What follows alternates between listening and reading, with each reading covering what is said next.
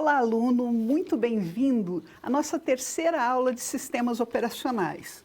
Hoje nós vamos trabalhar com os arquivos. Lembram que o sistema operacional gerencia o quê?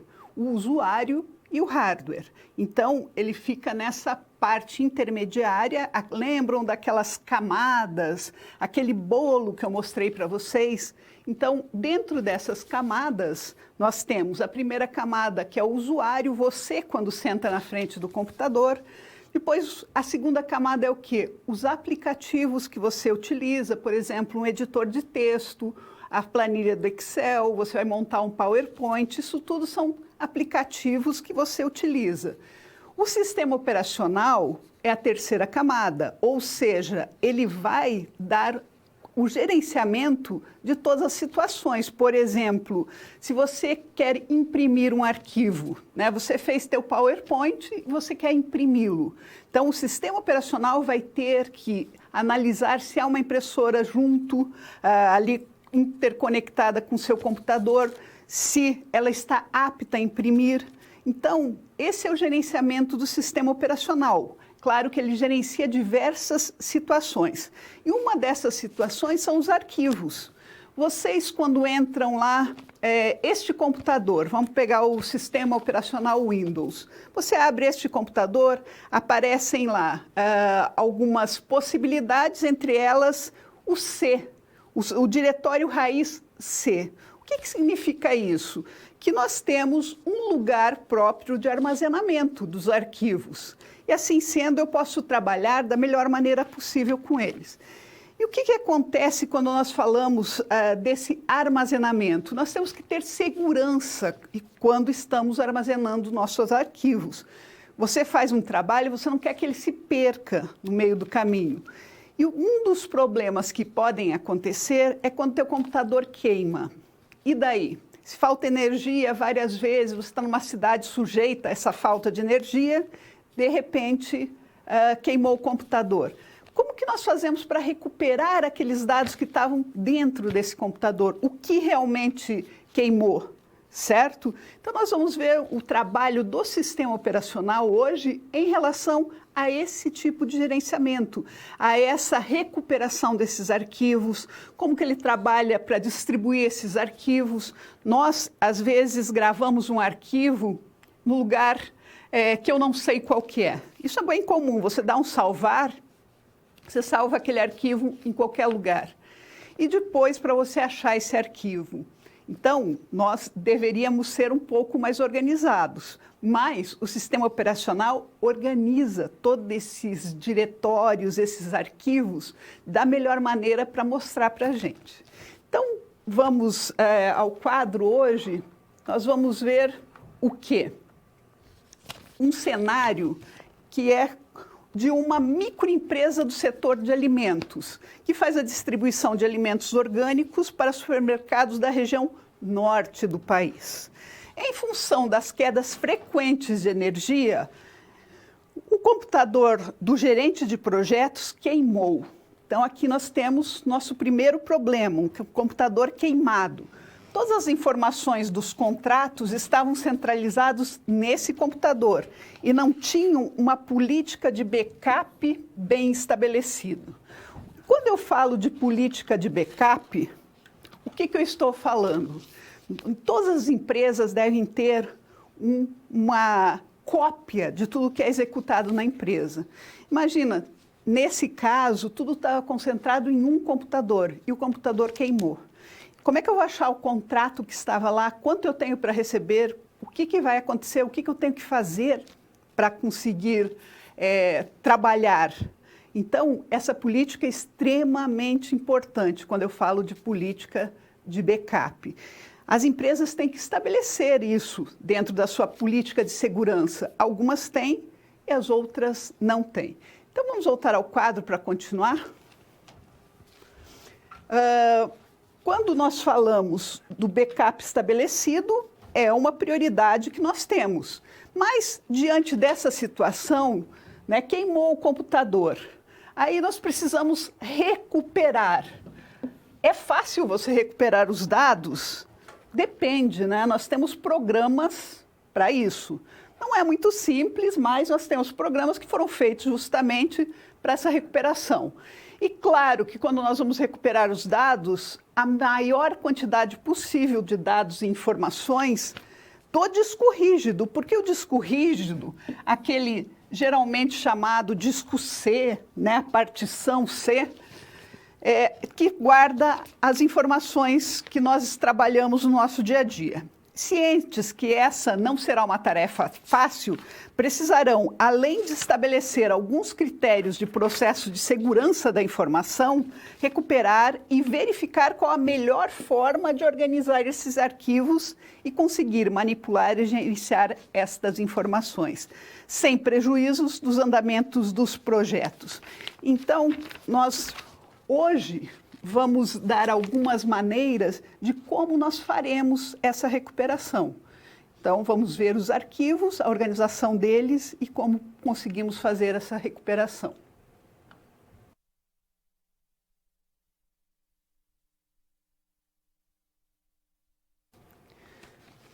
Quando nós falamos de arquivos, todo mundo sabe o que é um arquivo. Sempre que você faz um texto, você faz um trabalho, esses arquivos vão sendo criados, tá? E a partir do momento que você salva, ele vai ter um nome e uma extensão. Por exemplo, no Word é o .doc, num texto, .txt, numa planilha do Excel, .xls, num arquivo executável, .exe, e assim sucessivamente, dependendo da linguagem que eu estou trabalhando, dependendo do aplicativo que eu estou usando.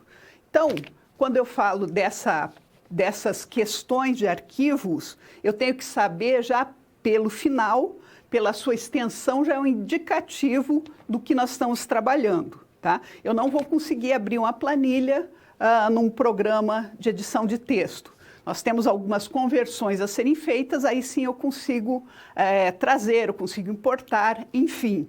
Mas eu tenho que conhecer essas extensões, que é um dos critérios para se analisar o arquivo que nós criamos. Então vamos ao quadro.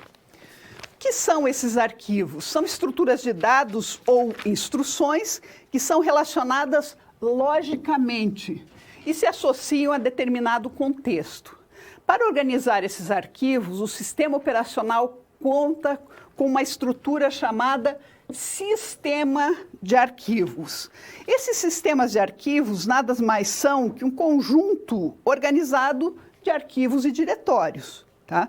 Os sistemas de arquivos servem para facilitar a organização dos arquivos sob o ponto de vista do armazenamento e da sua identificação. Então, são importantes enquanto nós falamos de sistemas de arquivos. Para que esse gerenciamento aconteça, então nós já falamos que é função do sistema operacional gerenciar o quê? O sistema de arquivos. É preciso que o sistema de arquivos realize operações para criar arquivos, bem como seja responsável pela sua exclusão ou remoção. Então, quais são os serviços que nós temos quando nós falamos de sistemas de arquivos? Ele tem que conseguir abrir um arquivo, ler um arquivo, gravar um arquivo, fechar um arquivo, remover um arquivo.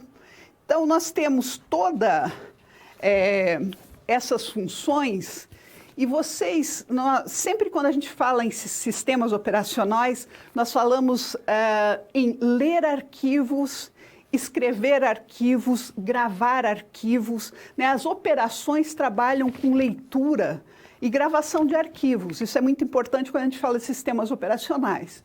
Então, assim sendo, quando nós estamos organizando, o sistema de arquivos vai dar algumas direções e algumas possibilidades para nós trabalharmos justamente com aqueles arquivos.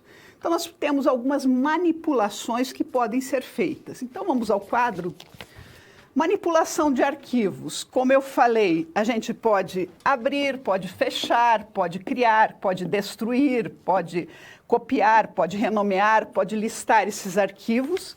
A manipulação dos dados dos arquivos, né, o que eu posso fazer? Eu posso ler, posso escrever, posso atualizar, posso inserir, posso apagar, mas lembrem-se, para todas essas situações, eu tenho que ter as permissões, tá? Os atributos, o que são os atributos dos arquivos? Por exemplo, o tamanho é um atributo, tá? Dependendo do programa que você está, do aplicativo que você está usando, você vai ter um determinado tamanho, a localização desse arquivo, aonde ele vai estar, a acessibilidade, o tipo desse arquivo, a volatilidade, a atividade, o backup. Então, são todas essas funções, né, funcionalidades nesse grupo, né, que compõe o sistema de arquivos. Nós temos algumas rotinas de entrada e saída de arquivos, que é o create, que quando a gente cria, open quando a gente abre, read quando a gente lê, write quando a gente grava, close quando a gente fecha e o delete quando a gente elimina, tá? Então, quando a gente fala em arquivo, nós temos que associar, quando a gente está falando principalmente de sistema operacional, nós temos que associar aqueles processos. Lembram os processos? Os processos são criados, eles ocupam a CPU por um tempo, nós temos uma série de escalonamentos para trabalhar com esses processos. Então, quando nós falamos dos arquivos, os arquivos, cada ação dessas que nós fazemos é um processo que eu estou trabalhando. Então, essa é a correspondência. Para nós, é um arquivo com um determinado nome. Para o sistema operacional, nada mais é que um processo, ok? Então, tenho isso em mente. Então, a partir da criação de um arquivo, criou-se um processo também. Então, vamos voltar ao quadro. Nós temos a classificação para organização desses arquivos. Tá? Nós temos alguns tipos mais importantes, né, ou mais utilizados, não mais importantes, mas mais utilizados. O A é sequencial ou não estruturado. Já diz a palavra aqui, ó, sequencial. Não há necessariamente uma estrutura lógica definida. Ele só obedece à ordem física. Tá? Então, em sequência, né, de bytes, ele vai sendo organizado. Nós temos a classificação chamada indexada. Os dados sempre se interligam através de um índice. Ó. Indexada vem de índice.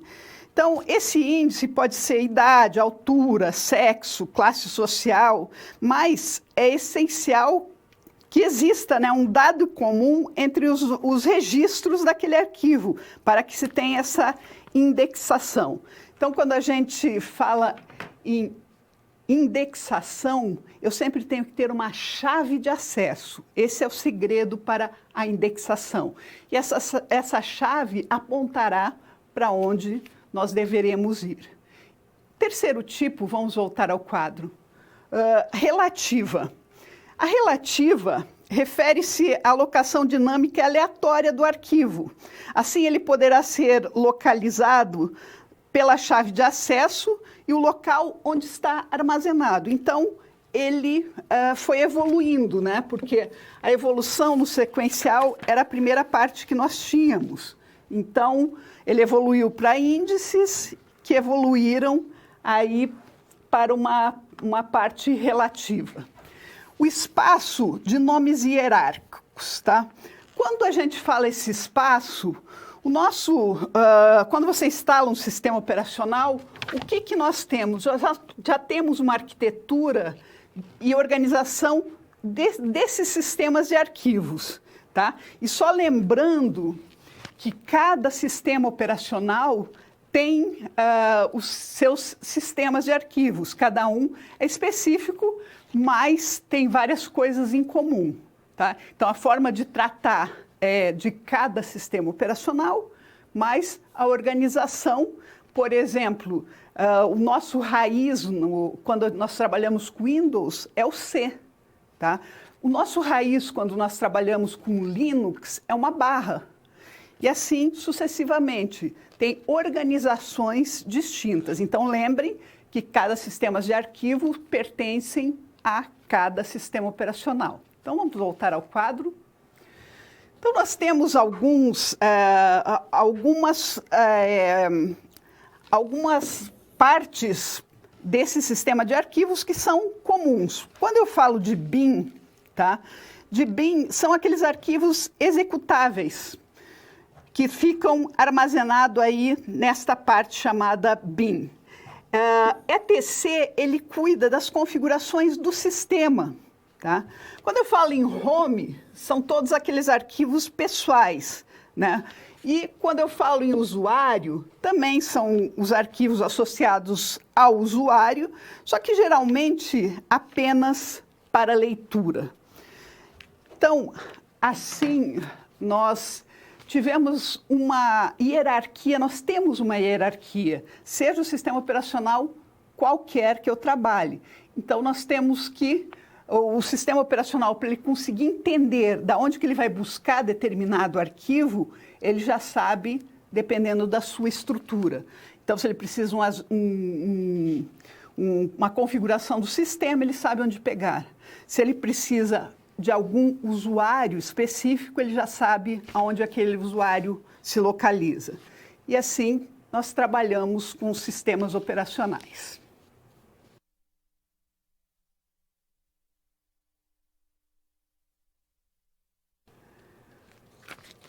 O que aconteceu? Qual que era a nossa situação, problema? O computador queimou. Então, será que nós conseguimos resolver esta situação da queima? Como que nós vamos fazer para recuperar esses arquivos? Temos que saber que temos softwares específicos para essa recuperação. Então, vamos voltar ao quadro. Vamos tentar recuperar os dados do computador que sofreu perdas de dados com a queda de energia. Então, para isso, nós vamos instalar o software de recuperação. Esse é um dos softwares de recuperação, né? No caso, o Minitool Partition Recovery, tá? É o nome desse software que nós vamos usar nesta situação específica. Selecione o diretório e a partição que precisa de reparos. Então, eu posso dividir meu computador em diretórios e também posso dividir em várias partições. Vamos pegar no Windows, posso fazer a partição C existe, posso criar D, posso criar E e instalar alguns softwares, ou seja lá, quais arquivos que eu queira manter lá dentro. Então, eu tenho que selecionar, né, os diretórios e a partição que precisa de reparo. Será preciso verificar, através da função Specified Range, o local em que será realizada a verificação. Então, para esse software específico, eu tenho que indicar o local que será realizada a verificação. Em seguida, inicia a leitura do diretório. É isso que ele faz. Eu determino, né, e depois ele começa a fazer aquela leitura para a gente tentar recuperar a maior parte dos arquivos lá de dentro. Fique atento e selecione todas as partições utilizadas e não se esqueça de nenhuma. Por exemplo, se eu criei a partição D, E, F, tá? Eu não posso esquecer, porque senão aquelas que você, porventura, não tiver selecionada, elas serão apagadas, tá? Quando nós falamos em partição, vamos relembrar. O que é uma partição? Eu tenho o meu disco rígido e eu posso particioná-lo, posso fazer ele em partes, tá? O que isso significa? Ele não vai criar pequenos pedaços, porque a separação é lógica, né? Ele vai destinar alguns pedaços daquele todo do teu HD, né, e vai dividir. Então, eu tenho que ficar atento. Se eu criei várias partições, para tentar recuperar, eu vou ter que entrar em cada uma das partições, senão não vai funcionar, em específico, este software, ok? Então, quando você, às vezes a gente instala um sistema operacional novo, compra um sistema operacional, compra um computador novo, quer mudar o sistema operacional, você cria diversas partições. Claro que é interessante você criar partições, tá, para você se organizar. E também, para a recuperação, um dos critérios para essa recuperação são as partições. Tá? Em geral, já vem o C criado, o C é o todo, ok? Mas nós podemos criar conforme nós queiramos. Tá? E é uma questão de organização. Tem pessoas que gostam, tem pessoas que não gostam realmente dessa parte de partições, de criar um monte de partições. Às vezes você fica só com o C mesmo, estou falando no Windows, né? E trabalha tranquilamente com aquele diretório raiz, né? Então vamos voltar ao quadro. Então, depois de realizado esse procedimento, você precisa verificar se os arquivos foram de fato recuperados. Então, isso é importante, né, para esse software fazer esta verificação. Falando em sistemas de arquivos, tá? Nós temos no Windows os chamados FAT, que são os File Location Table. Nós temos o FAT16, FAT32, e hoje os mais usados são o NTFS, que é o quê? Nova Tecnologia, New Technology File System. Tá? Ele, a partir do Windows 8, ele foi criado e ele é bem importante quando a gente fala de sistemas de arquivos. Quando a gente fala do Unix, né, nós falamos do EXT3, EXT4 e o Reiser FS. Então, isso só para vocês lembrarem ou saberem, né, dos sistemas de arquivos que cada sistema operacional utiliza, ok? Então, são diferentes, porque cada empresa, por exemplo, o Windows, né, criou uma forma de trabalho e os outros sistemas operacionais, outras formas de trabalho, tá? Mas todas têm sistema de arquivos, porque senão o sistema operacional não conseguiria fazer o gerenciamento de tudo isso.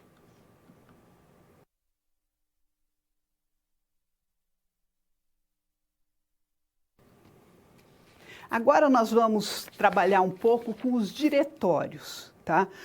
Nós criamos os arquivos. Quando a gente está trabalhando lá com Word, com Excel, com qualquer planilha de cálculo ou qualquer editor de texto, aqueles arquivos vão sendo criados e a gente pode salvá-los.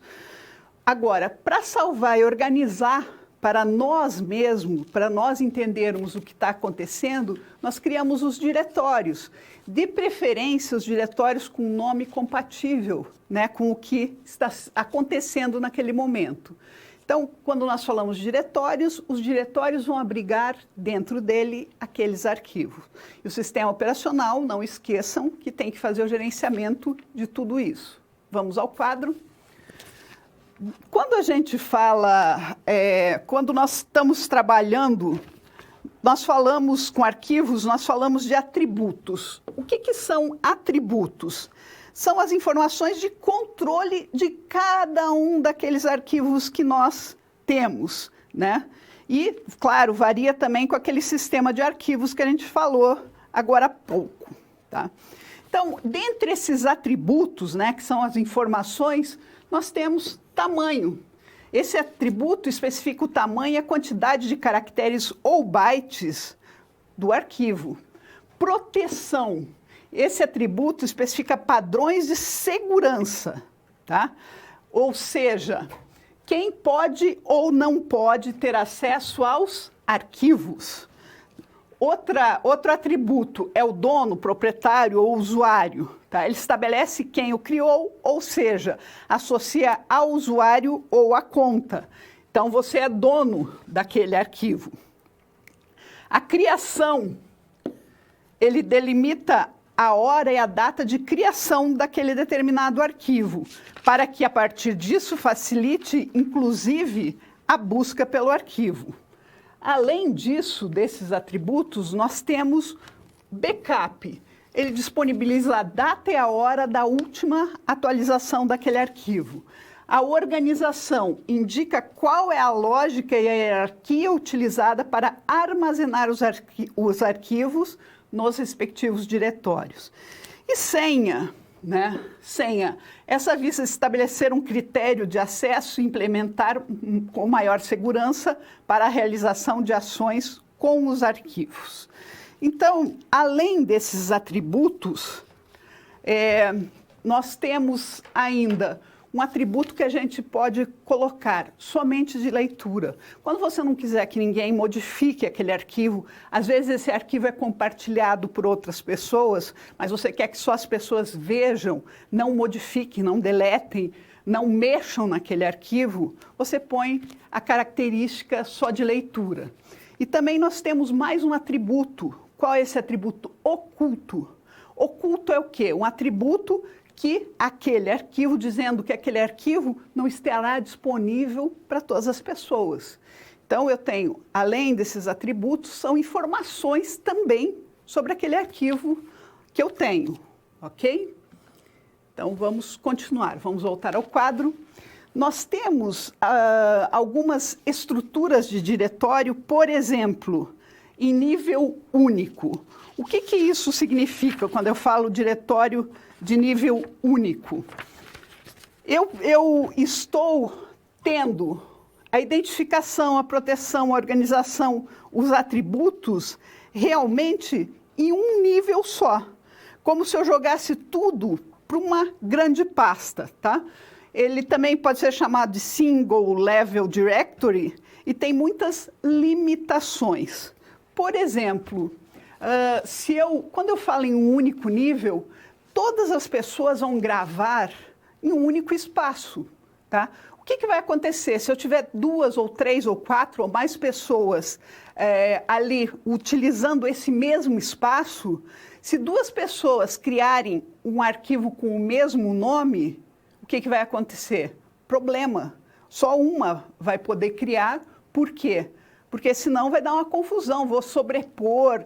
É claro que depende dos atributos, se é só leitura ou não, mas uma limitação enorme é essa. 2 pessoas não podem criar o arquivo com o mesmo nome. Tá? Por quê? Porque eles estão sendo colocados no mesmo lugar. Então, não vai aceitar o mesmo nome para os arquivos, ok? Hoje nós temos aí algumas situações que escreve do lado cópia. Enfim, hoje nós estamos modernizando para não ter esse choque quando a gente fala dos arquivos ou arquivos com o mesmo nome. É claro que esse foi o primeiro sistema de trabalho com os arquivos. Depois foi melhorando. A segunda, que são os 2 níveis, o que acontece? Eu tenho um lugar para cada usuário. Já melhora bastante a situação que eu tenho. Vamos ao quadro para ver. Essa estrutura de diretórios de 2 níveis, o que ela nos traz? O primeiro nível será dividir os usuários. Então, usuário 1, usuário 2, usuário 3. Então, cada um vai ter um espaço para o seu armazenamento. Então, o primeiro nível aqui seria a divisão de contas do usuário. Então, você não vai criar 2 arquivos com o mesmo nome, porque você já sabe alguns arquivos que você tem lá, ok? Você tem um critério para não ter o mesmo nome. O usuário 2 pode criar até um arquivo com o mesmo nome que o seu, mas não vai interferir em nada, porque ele vai guardar. Eu tenho outro nível, né, de alocação de arquivos criados.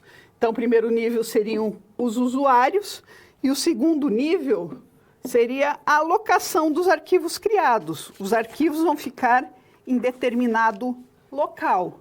Então, não vão interferir. Acabou aquele problema do quê? De você criar 2 arquivos, você e João criarem os arquivos com o mesmo nome. Não tem problema. Por que não tem problema? Porque no decorrer da gravação desses arquivos, vai ser dividido por usuário. Então, eu e João podemos ter 10 arquivos com o mesmo nome. Não vai interferir em nada, porque eu não estou salvando, não estou guardando, não estou armazenando aquele arquivo no mesmo local. A terceira estrutura, que hoje é a que nós mais usamos, é a de árvore. O que significa essa estrutura diretório em árvore? Eu tenho aqui o meu diretório raiz, tá? Eu posso criar quantos diretórios eu quiser. Esses diretórios até são chamados de galhos, né? Por isso que a gente fala de árvore aqui. E cada diretório vai ter quantos arquivos eu quiser, tá? Por exemplo, vamos dizer que eu tenha o meu diretório raiz aqui, seja C, barra, vamos dizer que eu tenho um diretório chamado Adriane, e dentro desse diretório eu tenho um teste.doc. Então, é uma árvore que a gente conhece aí e trabalha normalmente. Então, essa estrutura, né, de arquivos, diretórios, é justamente para nós termos a organização de tudo que acontece. E o sistema operacional, quando precisar acessar aquele arquivo para te trazer, ele também tem uma determinada configuração para conseguir fazer esse gerenciamento. Então, esses diretórios, essas estruturas são criadas para quê? Para organizar todos os arquivos que nós temos dentro da máquina, tá? Mesmo que eu esteja no sistema distribuído, que eu esteja compartilhando um projeto, por exemplo, eu tenho formas de organizar para o sistema operacional não se perder, tá? Até saber se você tem acesso àquele arquivo ou não. E a outra forma que nós temos aí de organização desses arquivos, além da árvore, que é a que nós mais comumente utilizamos, vamos voltar ao quadro, alocação encadeada. Quando a gente fala da alocação encadeada, o controle ocorre em blocos de memória, né? Porque o sistema operacional tem que saber aonde ele salvou, aonde ele trabalhou, o que aconteceu, o que foi feito aí em relação a esses arquivos. E é para ele também ter a orientação de onde nós trabalhamos, né? Então, nós temos essa alocação encadeada. Então, são formas de trabalho para quê? Para o sistema operacional não se perder. Ah, mas eu que crio os arquivos, eu que nomeio os arquivos. Sim, sempre vai ser você que vai criar e nomear os arquivos. Mas o sistema operacional, se precisar desse arquivo para algo, ele vai ter que buscar em determinado local da memória. E tem que saber onde está. Porque senão o sistema operacional vai buscar e aquilo vai levar um tempão. É tudo que a gente não quer, nós não queremos esperar. E o sistema operacional, para gerenciar todas essas situações, tem que ter alguns critérios, ok? Então,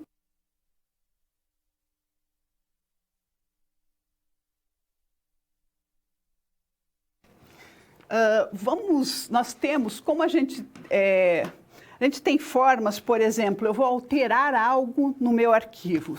Estamos fazendo um projeto e eu vou alterar a minha parte daquele projeto. Quero que todos vejam, mas o que eu tenho que fazer? Como que eu faço para isso? Então, vamos voltar ao quadro. Como corrigir o valor padrão de uma variável, por exemplo, que foi alterada diretamente no diretório? Então, nós temos outro software que faz isso, né? Lembrando, né, que o sistema operacional precisa sempre controlar quais áreas ou bloco do disco estão livres quando um arquivo é criado, né, porque ele tem que salvar aquilo. O software recomendado é o Tivoli Application Dependency Discovery Manager, ou TADDM, né, fica mais fácil. Esse fornece um serviço capaz de identificar automaticamente e ainda fazer um mapeamento de aplicações que estão em uso. Então, será exibida uma mensagem de erro, né, através do arquivo. Recomenda-se como solução que o arquivo do Windows esteja associado à extensão VBS, e isso deve ser configurado. E a alteração da configuração será para que se tornem compatíveis. Dessa forma, o valor padrão da variável deve indicar o Microsoft Console Based para que possa ser associada. Outras informações de configuração podem ser obtidas no site do próprio sistema operacional. Então, o que acontece? Eu modifiquei algo, se eu estou trabalhando em conjunto, em um diretório específico, com um arquivo específico, isso tem que ser atualizado, tá? Eu fiz a minha parte, atualizo e tenho que trabalhar com ele. Então, nós temos alguns softwares que organizam para nós. E, claro, que o sistema operacional vai ter que salvar essa minha nova parte que eu fiz no projeto e para ele saber aonde que ele vai buscar se for necessário. Então, agora eu queria fazer uma interação com vocês. Nós vamos para o nosso computador, tá? Vamos lá. Quando eu falo dessa interação, só um minutinho. Vamos lá. Só um minuto que o computador... Só um minuto. Então, vamos lá. Quando eu falo dessa interação, o que eu quero mostrar para vocês? Que tem perguntas, né, da interação. Tem algumas situações aí que eu trouxe de concursos que falam exatamente sobre essa parte aí. Vejam, são perguntas, é uma pergunta simples, né, mas tem que ser bem pensada. Suponha que você possui uma pasta no seu disco rígido chamado pessoal. Você precisa que todos os arquivos de diversos programas nessa pasta possam ser abertos, mas não possam ser alterados de forma intencionada ou até por engano. Então, você quer que eles apenas leiam, tá? Pode deixar aberto, mas você não quer que ninguém modifique. Para isto, você deve fazer o quê? Você deve... Nós sabemos aí que você vai selecionar as pastas com o botão direito de propriedades e marcar somente para leitura. Lembram que nós acabamos de falar que um dos atributos é somente de leitura, para que ninguém modifique os arquivos, e confirmar na caixa de diálogo apresentada a seguir. Então, é uma situação de concurso, né? Mas quando você não quer que ninguém leia ou veja seus arquivos, você faz isso. E outra, uma questão recente, eu achei bem interessante, né? Quando nós trabalhamos, às vezes nós abrimos o computador e vemos um monte de nomes, tipos, datas, tamanhos, mas nós nos esquecemos de observar bem esses detalhes. Então, vamos lá. Observe a figura a seguir para responder à questão. Ela apresenta parte da pasta Biblioteca de Documentos do Windows Explorer. Tá? Essa versão é do Windows 7, no modo de exibição dos detalhes. Então, o que nós temos? Nós temos algumas pastas ali, nós temos algumas fotos, nós sabemos isso pelo quê? Pela extensão, alguns documentos do PowerPoint, alguns documentos do Word, documento de texto. Um fator importante, o que ele quer saber? Vamos passar e ver a pergunta. Assinale a alternativa que contém o arquivo de maior tamanho dentre os 8 listados. Se eu quero de maior tamanho, eu vou lá olhar qual que é. Ali, 2.468, que é o maior, tá? Chama Notas Importantes, é um documento de texto. Então, para nós respondermos, está aqui a nossa resposta. É o quê? Um documento de texto. Não é uma planilha, não é imagem, é um documento de texto. Então, às vezes, vejam, uma questão simples, né? Caiu num concurso agora de 2019. Nós olhamos, às vezes, a distribuição dos nossos diretórios, dos nossos arquivos, e, às vezes, nós não conseguimos enxergar. Quando eu falei atributos, parece que fica algo bem fora do que eu conheço. Não. Os atributos são o nome, o tamanho. Então, nós temos que aprender a olhar o que a gente faz. Você vai criando pastas, mas você tem que saber sempre o que você está fazendo, o que está acontecendo naquele diretório que você criou, naquela pasta que você está trabalhando, quais os arquivos eu tenho lá, será que tem algum arquivo que eu só quero que seja de leitura, algum arquivo que eu quero que esteja oculto? Isso tudo são situações normais que nós temos. É claro, estou falando um pouco do Windows aqui, mas nós podemos fazer a mesma situação quando nós trabalhamos com Linux, quando nós trabalhamos com Unix. Nós podemos trabalhar, fazer de qualquer maneira, ok? Importante é que o sistema operacional vai ter que gerenciar todas essas situações. E quando ela cria esses atributos, é uma forma de organização que ele enxerga. Não esquecendo que cada ação, tá, corresponde, aí, quando nós falamos do sistema operacional, a um processo.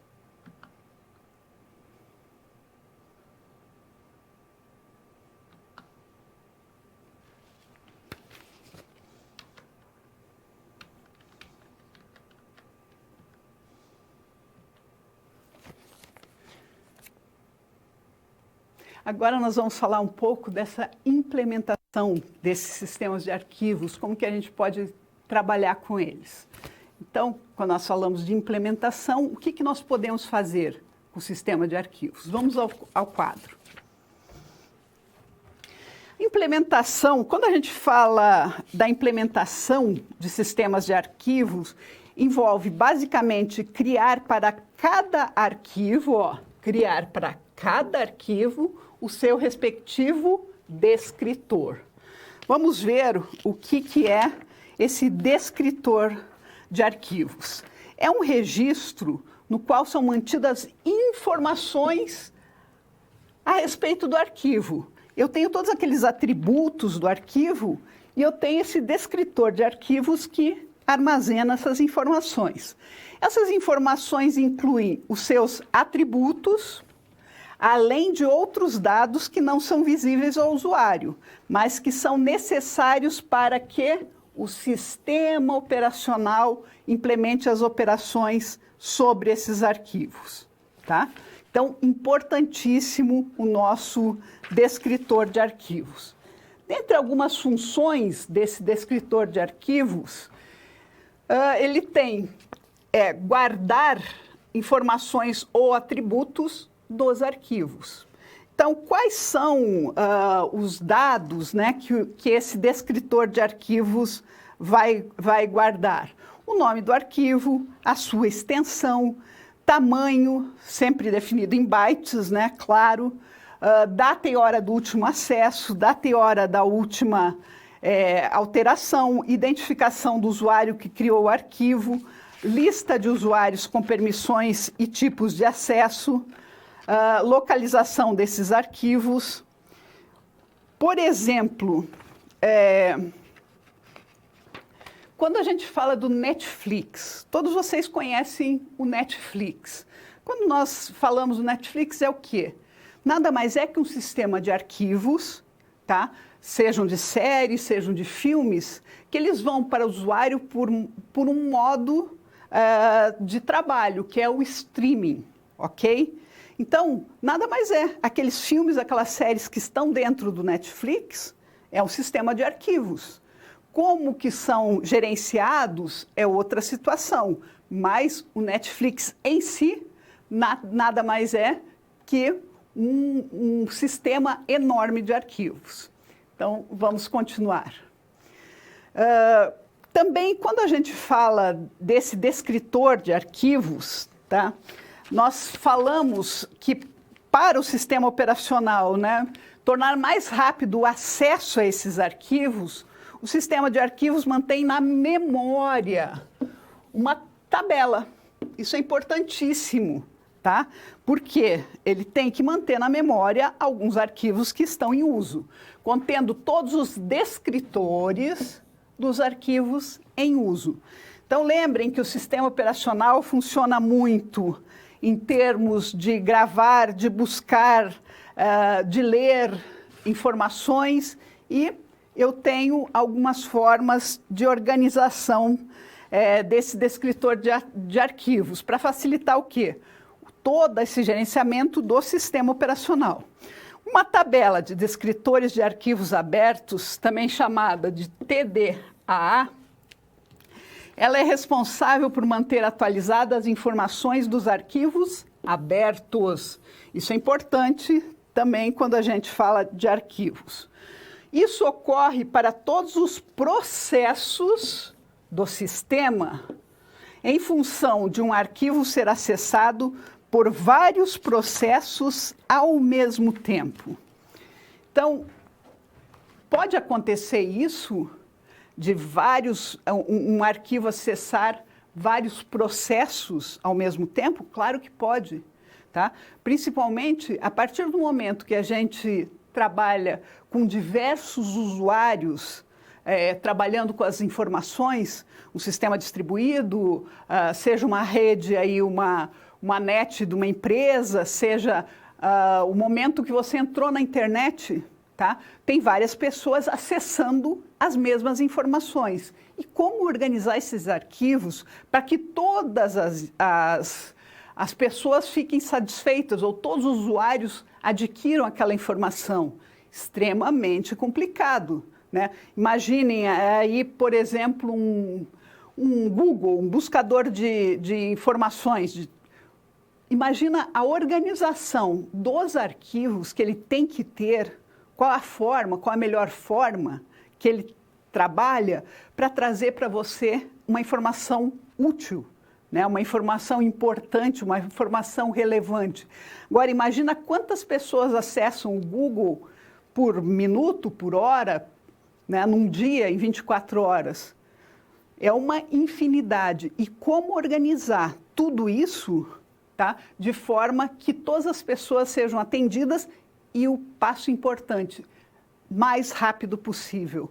Porque ninguém quer ficar esperando. Quando a gente entra na internet, nós não queremos ficar esperando, certo? Então, mesma questão do Netflix. Netflix funciona bem? Funciona. Agora, quantas pessoas estão assistindo aquele mesmo filme ou aquela mesma série naquele mesmo momento? Como trabalhar com esses arquivos para que cheguem a todos os usuários e de uma maneira que não fique travando, que não tenha problemas? Então, é tudo uma questão dessa organização de arquivos, ok? Então, nós temos aí uma tabela que é utilizada, que é uma forma de trabalho. Vamos voltar ao quadro. Com o intuito também de reparar possíveis conflitos em acessos, né, que é um problema, né? Imagina aí, pensem na Netflix, né, a quantidade de pessoas assistindo determinado filme ou série.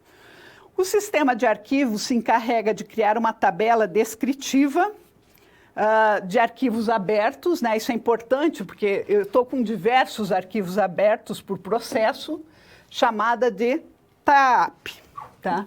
Então, a lógica é outra dessa TAAP. Nesse caso, para cada arquivo aberto, é criada uma entrada na tabela de arquivos abertos por processo, tá? Que contém a posição corrente do arquivo. Ótimo! Então, aquele arquivo está aberto, eu sei lá onde ele está, né, a posição naquele momento.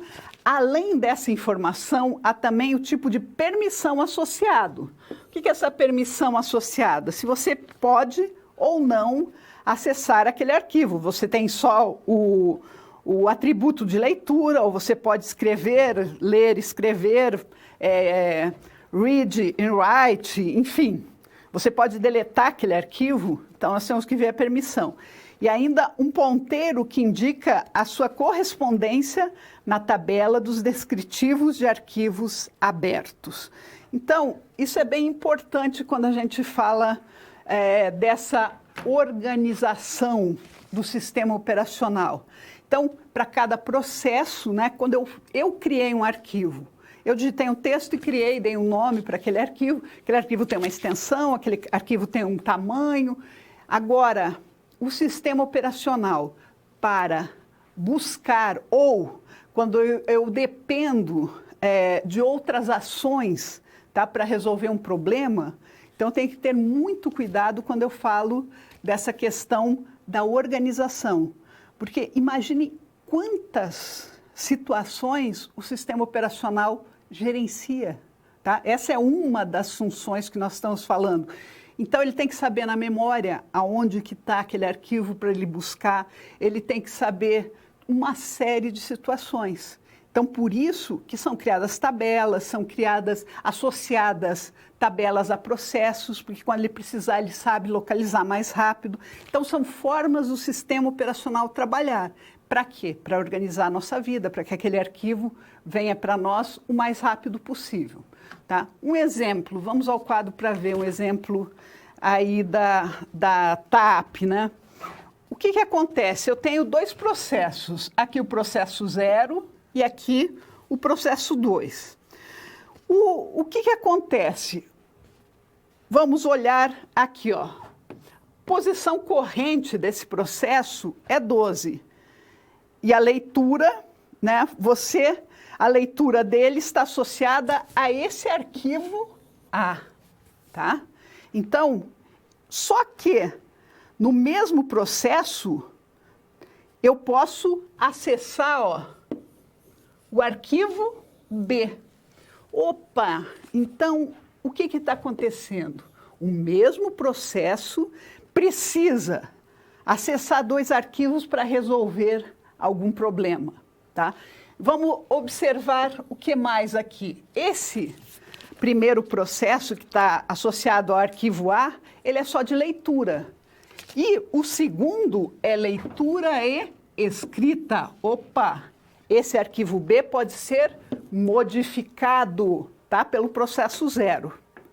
Agora, vamos lá para o segundo processo aberto, processo 2. Ele tem a posição corrente 10, né? E a leitura, ele só pode fazer a leitura desse arquivo B. Então, vejam, um processo tem acesso de leitura e escrita, o outro tem só de leitura. Por exemplo, quando eu falo, eu como professora vou criar um grupo de trabalho aí para nós estudarmos sistemas operacionais, e o que nós vamos fazer? Eu vou deixar eu e mais um aluno com a possibilidade de fazer leituras e gravações.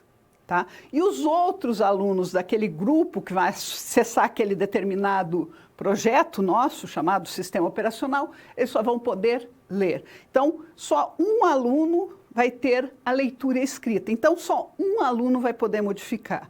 Os outros, tenho mais 50 acessando aqueles arquivos, só que nenhum vai poder modificar os meus arquivos. Então, isso é muito importante quando eu vou dividir algo em diversas pessoas, entre diversas pessoas.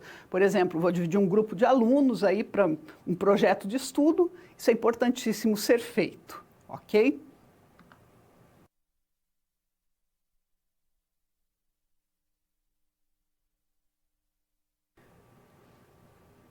Agora, como que nós implementamos um sistema de arquivos que seja compatível com qualquer sistema operacional? Nós temos alguns que são, sim, compatíveis, ok? Então, vamos ver se a gente tem uma compatibilidade com Linux, Unix, com Windows, tá? Como fazer para nós conseguirmos isso? Então, vamos ao quadro. Implementar um sistema de arquivos de rede, importantíssimo, de rede, que seja compatível com o sistema operacional Windows, Unix e Linux, né? Então, quando a gente fala, principalmente esses arquivos de rede, tá? Nós temos como solução um arquivo de rede chamado NFS, tá? O que vem a ser esse Network File System? Ele é uma maneira de compartilhar os arquivos entre máquinas de uma rede, né? Como se esses arquivos estivessem localizados no disco rígido local de cada cliente, tá? Isso é importantíssimo. É aquele caso que a gente acabou de falar de um grupo de usuários trabalhando no mesmo projeto. Podem ter acesso aos arquivos desse projeto, né? Usando o que a gente tem que configurar? Daí um diretório desse NFS, tá? Tá? Suas funcionalidades incluem melhoria de acessibilidade, oferecendo maior segurança, pois utiliza um protocolo. Protocolo também é uma parte de segurança bem importante, né? Ele tem um nome específico, RPSec GSS, implementa maior segurança. Nós estamos em rede, temos que ter bastante segurança.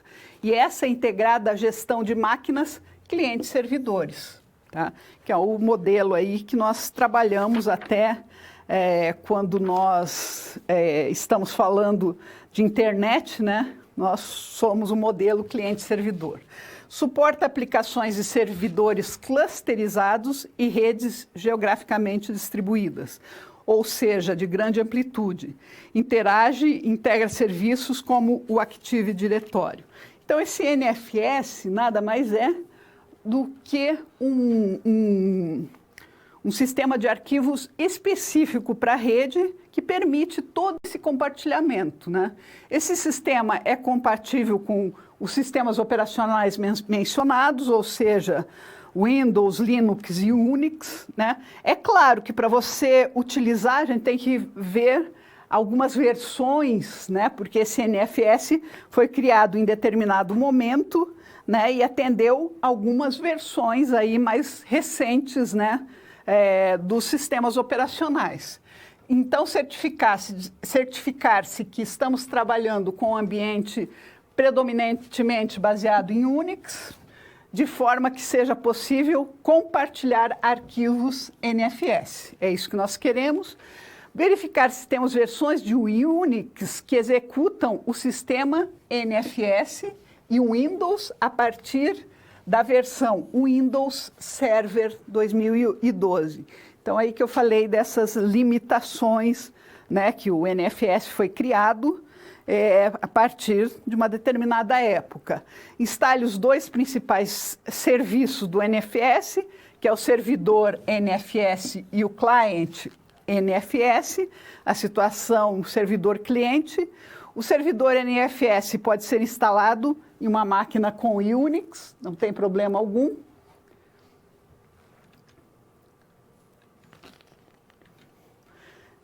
E assim, quando a gente instala a máquina com Unix, ele vai ser, se eu tiver, a partir do momento que eu tenho Windows Server, né, 2012, que eu esteja utilizando na rede, né, que a minha rede seja compatível, então o NFS consegue sim abrigar esses três sistemas operacionais. Então, se meu servidor for Unix, não tem problema nenhum, ok? Ele suporta, o NFS vai repartir um diretório. Naquele caso aí, se nós estamos trabalhando no mesmo projeto, esteja eu aqui em Londrina e você lá no Amazonas ou no Tocantins, qualquer cidade aí geograficamente distante, a gente consegue fazer a integração por esse servidor de arquivos de rede, ok? Aí nós dividimos um diretório e todos podem acessar. É claro que tem outras implicações, se eu só posso ler, se eu posso escrever, se eu posso deletar, todas essas situações também envolvendo aí os sistemas operacionais. Mas consigo abrigar uma série de sistemas operacionais em comum? Sim, sem dúvida nenhuma.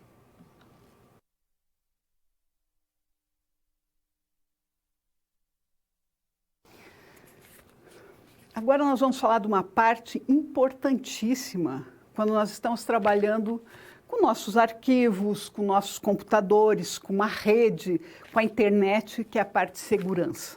Tá?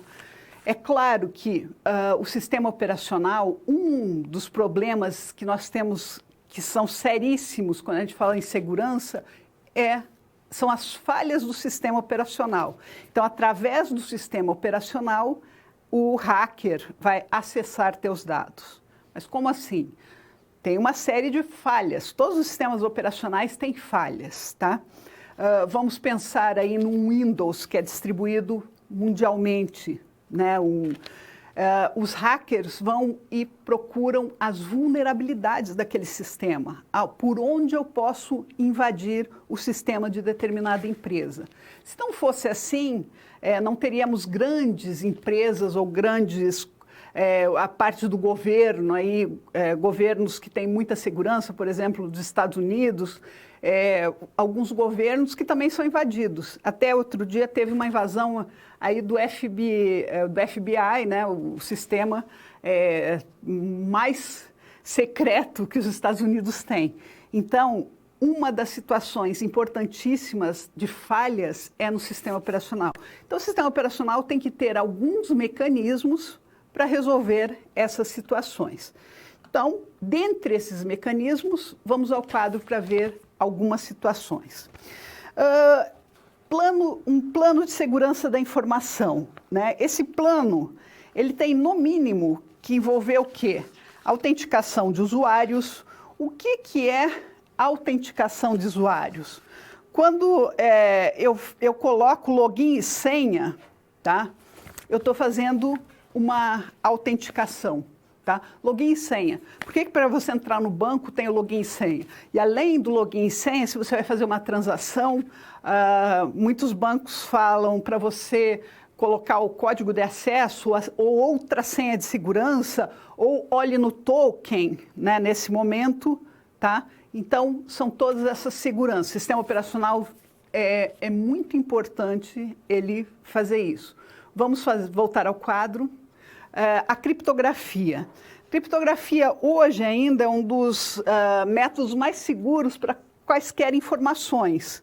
Tá? Então, uma forma de trabalhar com as chaves públicas e privadas, que são algoritmos matemáticos aí, e uma das partes importantes da criptografia é o algoritmo hash. Tá?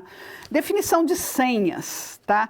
Essas senhas são importantíssimas. E o que nós comumente falamos quando falamos em definição de senhas?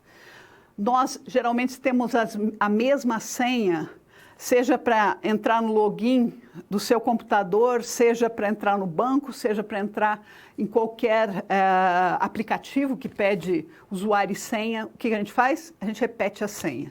Claro que é bem mais fácil para nós. Por quê? Porque nós vamos guardar aquela senha com mais facilidade, é muito mais tranquilo. Mas nós temos problemas que podem ocorrer disso. Se a pessoa descobre a sua senha, e temos maneiras aí diversas para descobrir a sua senha, ela vai entrar em tudo e mais um pouco do que você desejaria, né?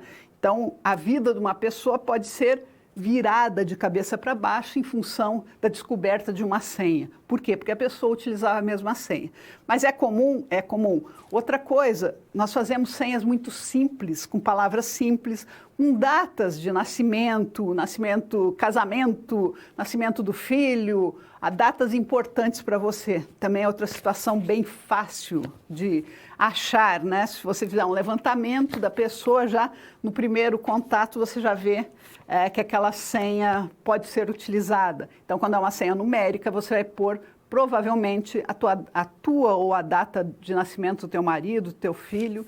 Então, cuidado, usem caracteres especiais, usem letras maiúsculas e minúsculas, vão piorar a vida dos hackers, não simplificar a vida deles. Vamos voltar ao quadro. Mecanismos de autenticação biométricos, né? Hoje nós temos bastante segurança, aí, seja por digital, por íris, né? Um sistema de segurança de recursos básicos. Quais são os recursos básicos quando a gente fala de sistema operacional? Estamos falando de CPU e memória, né? E nós temos que cuidar sempre, né, com os tipos de ameaça, com aqueles vírus, com aqueles vermes, com tudo que nós temos de ruim quando nós falamos da informática.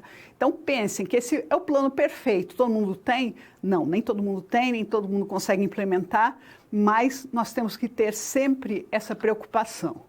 Vamos ver algumas situações mais ameaçadas ou como trabalhar com ela. Vamos ao quadro. Tipo de verificação, né, realizadas pelo sistema operacional. Nós podemos ter mais proteções aí extras, né? Mas nós vamos hoje nos concentrar pelas realizadas pelo sistema operacional. Então, a autenticação do usuário é feita pelo sistema operacional? Sim, sem dúvida nenhuma, né? Os processos, eles estão associados aos usuários que criaram ele no sistema. Lembra aquele dono do processo? Então, essa autenticação é feita, né? E também é pré-definido a permissão, se esse usuário pode usar esse arquivo, ele pode ler, ele pode escrever, ele pode deletar. Então, as permissões desse usuário. Então, uma das verificações do sistema operacional, a autenticação, né, os logins e as senhas, tá? E se você entrar com uma senha errada, o sistema operacional que não vai permitir que você acesse aquele arquivo. Às vezes você põe uma senha no arquivo em si. Se você não colocar a senha certa, você não vai também ter acesso àquele arquivo. Proteção dos recursos básicos, né?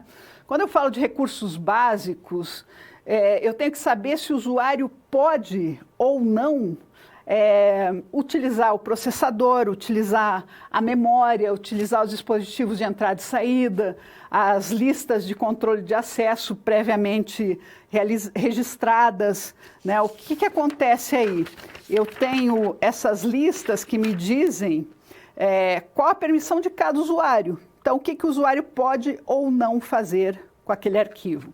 Então, ele pode utilizar a impressora, ele pode utilizar o processador. Então, é tudo que o sistema operacional gerencia. Ele não gerencia o tempo de CPU, ele não gerencia a memória. Os arquivos vão ser armazenados em algum lugar da memória. Então, esse lugar tem que estar preservado, tá? O sistema operacional tem que ver se você tem acesso ou não àquele arquivo, àquele diretório. Então, são verificações do sistema operacional. Vamos voltar ao quadro. Tipos de ameaça, né? Nós temos que cuidar bastante, porque algumas ameaças são diretamente para o sistema operacional. Então, trata-se da possível identificação de vírus, aplicativos e softwares maliciosos, técnicas aplicadas que possam representar um risco aos softwares, hardwares ou à informação. Isso o sistema operacional também trabalha, tá? Avaliação de segurança do sistema operacional. É claro que em 83 muita coisa mudou, né? Mas nós temos alguns métodos, né? Algumas situações que classificam se o sistema operacional é seguro ou não é seguro. Então, até lá foi criado um livro chamado Laranja, né? E em 83, pelo Departamento de Defesa, que na época era a parte que mais se dedicava à segurança, né? E a criptografia, os algoritmos aplicados à codificação e decodificação de informações em um sistema operacional. Então, esses são algumas verificações, mas nós também temos, principalmente quando a gente trabalha, o sistema operacional, ele tem que resolver aquela série de tarefas que ele tem para fazer. Tá? Temos lá as prioridades, ele vai resolver primeiro, como uma fila, né? Vou voltar àquele exemplo de fila. Você às vezes tem uma fila, né? E chega no banco, você entra na fila e do lado tem a fila de prioridades. Então, quem que vai ser atendido? Se eu tiver só um caixa, quem vai ser atendido primeiro? Toda a minha fila de prioridades e depois eu vou ser atendida, ok? O que são as prioridades numa fila de banco? Gestantes, idosos, pessoas com criança no colo, criança pequena no colo, enfim, tá? Então, nós temos aí uma série de contextos para serem trabalhados. Quem que vai utilizar a CPU primeiro? O sistema operacional vai determinar que é hora de usar a CPU. É um dos critérios que nós temos, que nós trabalhamos também. Vamos voltar ao quadro para ver esses recursos, né? E a característica de proteção. Tipo de verificação. O sistema operacional não é extremamente preocupado e ele tem que resolver esses problemas e ver a CPU? Sim. O acesso à CPU geralmente é basicamente feito, né, controlado pelo código do escalonador e do contexto, né, seja esse contexto em software ou em hardware. Tá? Por esse motivo, o acesso deve ser restrito a apenas alguns recursos, como instruções de software e ação de registradores. Tá? Quando a gente fala em contexto de software, tá? Nós temos um recurso para usar aí que o sistema operacional faz mão, que é a criptografia. Então, ele tem que organizar tudo o que vai acontecer no teu computador, né? Para isso, ele tem que ser muito rápido, tem que saber as localizações, aonde está a memória, o que ele vai buscar, tudo isso ele tem que organizar. E não fica distante também de quem vai utilizar a CPU. Então, é uma outra verificação que o sistema operacional faz. Vamos voltar ao quadro. A memória. Já o acesso de verificação dos recursos de memória pode ocorrer de forma irrestrita através da CPU. Pelo quê? Pelos chamados registradores de base e limite. Então, o que são, como que eu verifico essa memória? Esses registradores de base e limite, quando eu crio o processo, o sistema operacional já dá as informações dele. Então, eu vou saber, sim, o que está acontecendo por causa desses dois registradores. Então, as informações vão ficar armazenadas ali na base e no limite por pouco tempo, mas eu posso fazer, por isso que essa verificação é irrestrita. Vamos voltar ao quadro.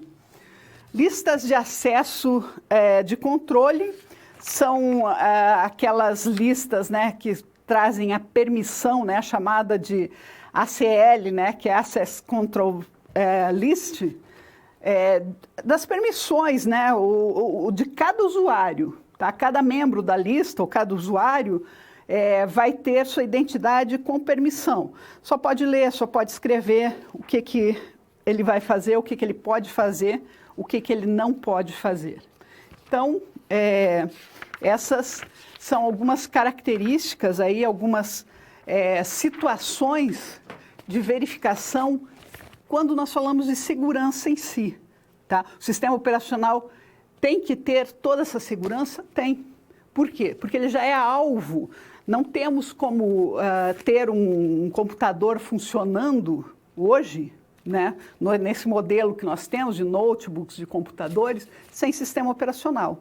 Tá? Não desconheço um computador que funcione sem sistema operacional, seja qual sistema operacional for. Tá? Mesmo os nossos telefones têm sistemas operacionais específicos para eles, nossos celulares aí têm sistemas operacionais. Então, o que acontece quando nós falamos desses sistemas operacionais? Eles têm suas vulnerabilidades, elas têm que ser trabalhadas, elas têm que ser cuidadas, e o sistema operacional tem sim a obrigação de sempre fazer essa verificação, se está tudo certo, se está ocorrendo tudo da maneira que deve ocorrer, tá? Se aquele login e aquela senha estão corretas, então eu posso dar prosseguimento. Se aquela senha daquele arquivo foi digitada correta, então eu dou prosseguimento para a pessoa abrir e modificar aquele arquivo.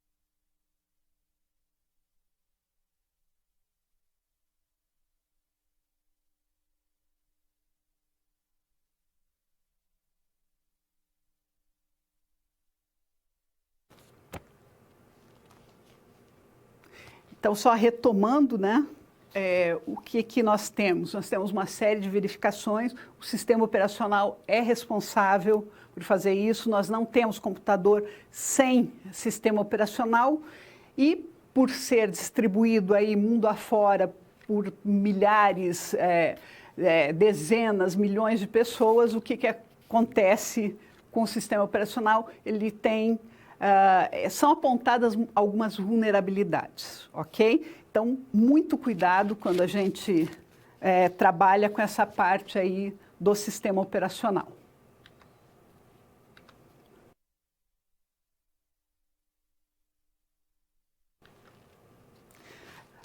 Agora, para a resolução, o que nós devemos fazer além de todas as verificações?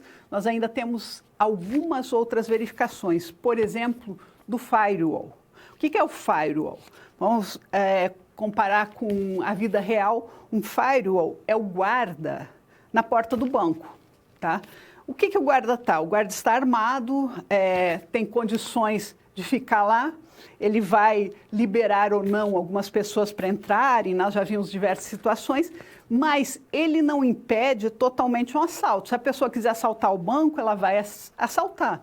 Mas o guarda é a figura do firewall, ele vai filtrar, nem todo mundo vai assaltar aquele banco se não estiver preparado, ok? E esse é o papel do firewall.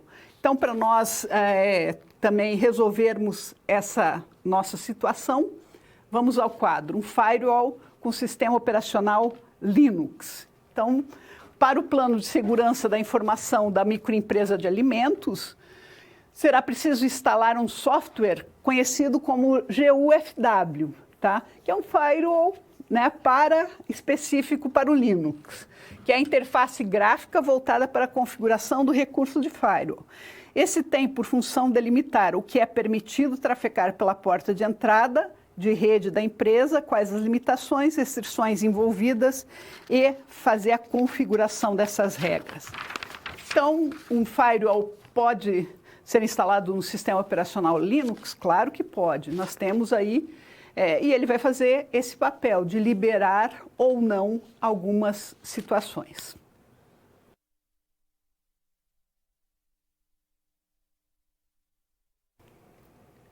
Vamos para a nossa interação, vamos resolver algumas questões. Vamos ao quadro.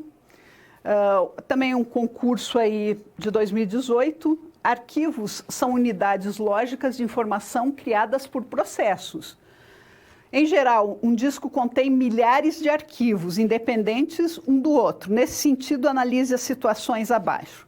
Os processos podem ler arquivos existentes e criar novos, se necessário.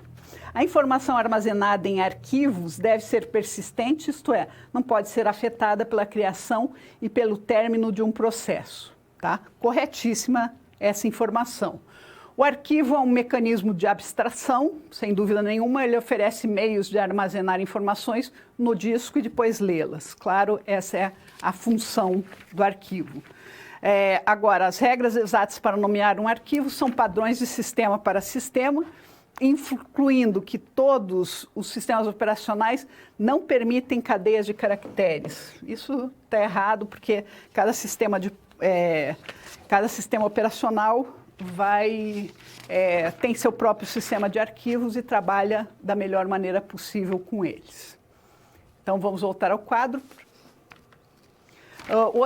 Outra questão de concurso, né? Um sistema de arquivos para a versão Windows e Windows Servers, que fornece um conjunto completo de recursos, incluindo os descritores de segurança, criptografia, cotas de disco e metadisco sofisticado, pode ser usado com o CSV, né, que é o Cluster Shared Volumes, é o NTFS. Lembro que nós tínhamos outro, mas de umas versões do Windows mais recentes é esse. E agora,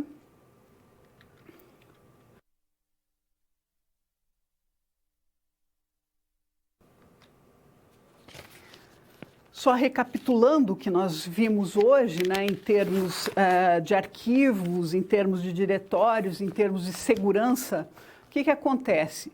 Nós temos que imaginar que o sistema operacional tem que organizar todo esse sistema de arquivos, né? Ele tem os arquivos que nós criamos né? Vocês, às vezes, quando eu falo que o sistema operacional que cuida dos arquivos de vocês, as pessoas falam, nossa, mas será? Sim, é isso mesmo, elas cuidam dos arquivos que são criados, dos diretórios, se organizam para que o sistema operacional rapidamente vá buscar esses arquivos e traga para nós. É esse o intuito aí que nós queremos que o sistema operacional faça, ele gerencie toda a parte de logins, de senhas, para que nós trabalhemos num sistema seguro. Então, hoje eu quis mostrar para vocês um pouco dos arquivos e como o sistema operacional se organiza ao redor deles. Então, até uma próxima.